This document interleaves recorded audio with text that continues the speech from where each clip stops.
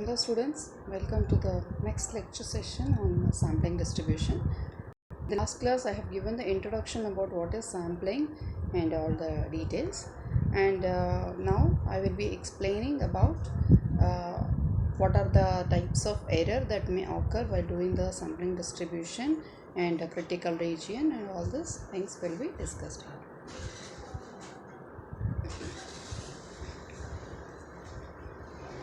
Errors. While testing a hypothesis, we usually come across two types of error.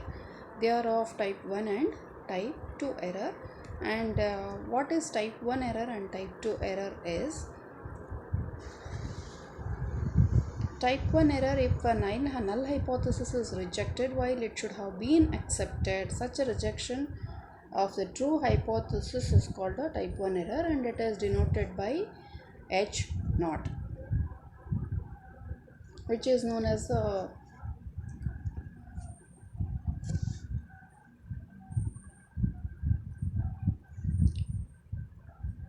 if the null hypothesis is accepted while it should have been rejected, such an error is of acceptance of the false hypothesis is a type 2 error, and it is denoted by beta. The probability of correct decision in the case 1 is alpha,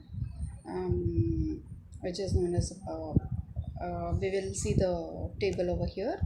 Hypothesis is true. Suppose the hypothesis is true and we accept the hypothesis, then it is correct decision.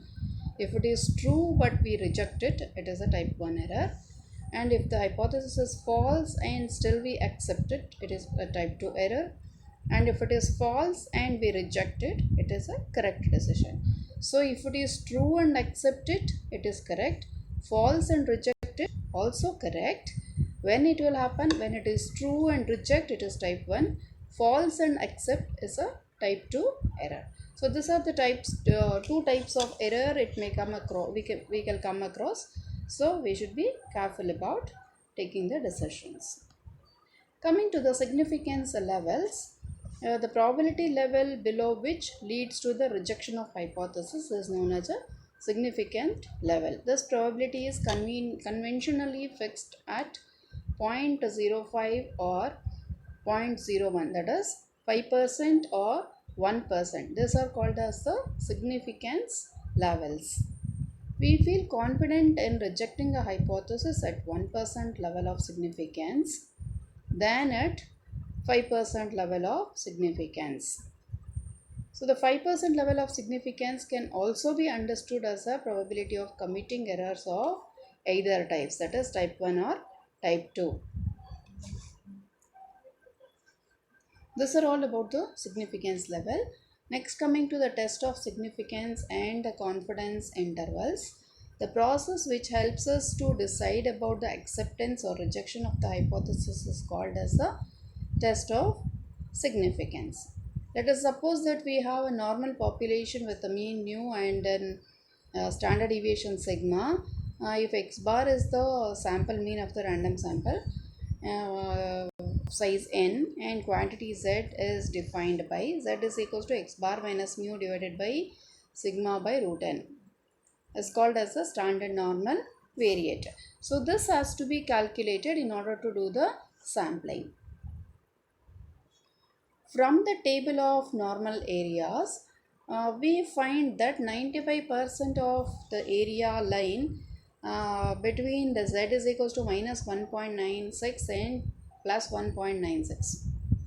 In other words, we can say with 95% confidence that z lies between these two values, that is minus 1.96 and 1.96. Further, 5% level of significance is denoted by z suffix 0.05. So we need to remember these values, that is minus 1.96 and plus 1.96 at 5% level of significance or 95% of confidence. Similarly, from the table of normal area, 99% area lies between minus 2.58 and plus 2.58.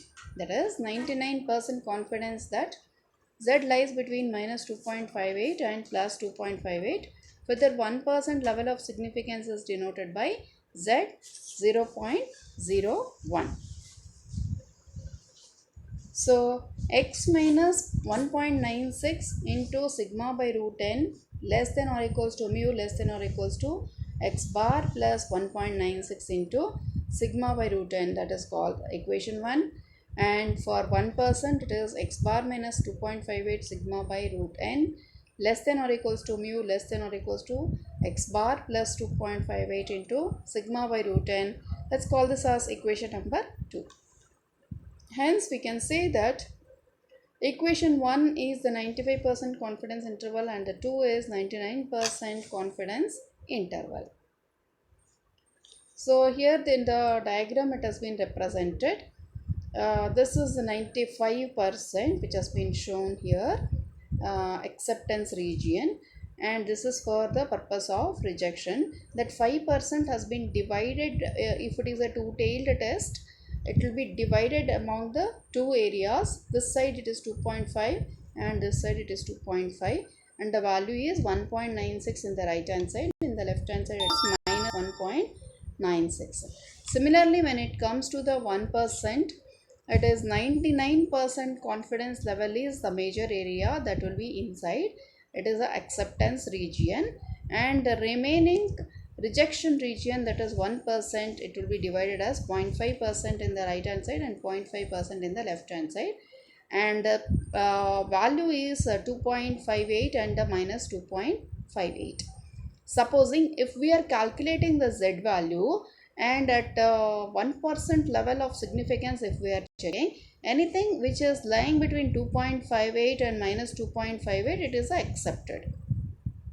And if it is beyond that value, it will be rejected. Either it is lying here or lying here, it will be rejected.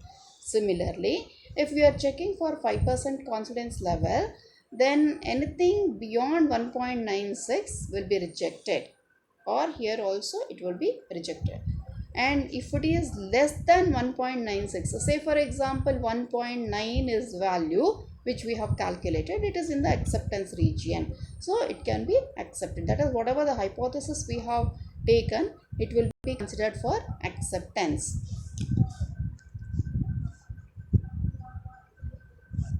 One-tailed and then the two-tailed tests. So this previous diagram what I have explained is the two-tailed diagram, and the one-tailed diagram only one side it will be taken. In our test of acceptance or non-acceptance of the hypothesis, we concentrated on the value of z on both the sides of the mean. This can be categorically stated that the focus of attention lies in the two tails of the distribution, and hence such a test is called as a two-tailed test. Sometimes we will be interested in the extreme values to only one side of the mean, in which case the region of significance will be a region to one side of the distribution. Obviously, the area of such a region will be equal to the level of significance itself. Such a test is called as the one-tailed test. Now coming to the critical values, 1%, that is for a one-tailed test. Already for the two-tailed I have explained in the diagram, that is minus 1.96 to plus 1.96 for the 5%, and for the 1% it is minus 2.58 and plus 2.58, that is for the two-tailed test. Whereas for the one-tailed test, for the 5% level of significance, it is minus 1.645 to plus 1.645, and for 1% it is minus 2.332 plus 2.33. This is the values and the table which we need to remember when we are solving the problem, because anything within this range, if it is coming for two-tailed for the 5% level, it will be accepted, and anything in this range, that is minus 2.58 to plus 2.58 for 1% level of significance, for the two-tailed test it can be accepted. Similarly, for one-tailed test, if it is in this range for 5% level, it can be accepted, or in this range for 1% level, it can be accepted.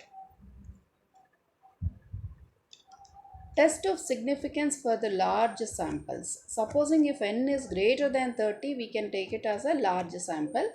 So single proportions in this one, this test is used to find the significance difference between the proportion of the sample and the population. Let x be the observed number of successes in a sample size of n and the accepted number of successes, that is z is x minus mu by sigma, where sigma is root of npq and mean is np, standard deviation is root of npq. If mod z is greater than 2.58, we conclude that the difference is highly significant and reject the hypothesis. Since capital P is the probability of success, root of pq by n is the standard error proportion of success, and p plus or minus 2.58 into root of pq by n are the probable limits. Thank you.